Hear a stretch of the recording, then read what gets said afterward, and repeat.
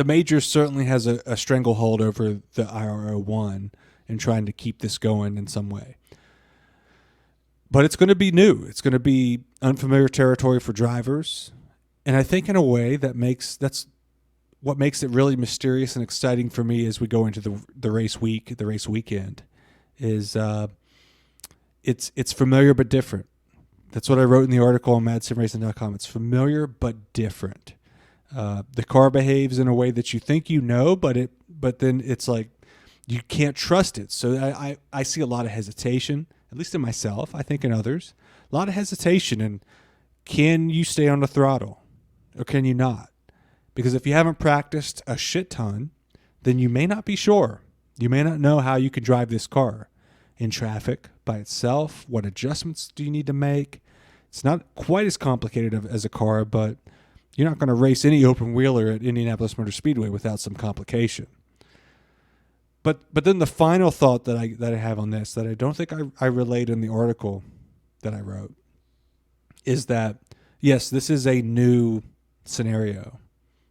This is a car that hasn't had competition like this at IMS on iRacing or in the sim. But the most important thing, I think the key here, the most important thing about this is, I mean, it's an FU to motorsport games. The whole event is, because the majors adds that in there. There's no MSG, they say.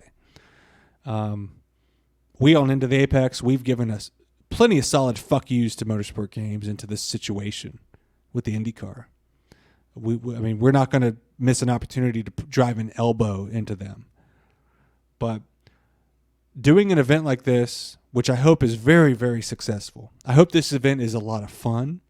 I hope it's very successful, because at the end of the day with this is an event. This is a kind of modified, may I say, Indy 500 on iRacing, with iRacing dedicated series, iRacing dedicated drivers, but with a car that only exists on iRacing, but with a car that's exclusive to iRacing through Dallara, which is no small thing. So this is ours. We dedicated iRacers that got something taken away from what something we enjoyed taken away, something we look forward to. It gets us hyped up for the real event. That's the whole point of it all. It gets us as close as we are going to get to competing in such an event. I mean, as slight as it is, it's as close as we're going to get. And it got taken away from us for what? Money, business, whatever. I mean, and something that they keep stringing along. They're not going to give it this year. They're going to give it next year, but they're going to be bankrupt. But they fired the CEO. Fuck off. So we're going to do something. We're going to keep the event going with a wink and a nod, with a car that only we have. So I hope that this event is successful. I hope this car is fun in all splits in this race. And I hope that oval racing and organized racing and the Dallara RO1 on iRacing can be kind of fired back up, because I don't know that it ever took off. But I think I've said since it came out that I love the idea of fictional content, exclusive fictional content to iRacing.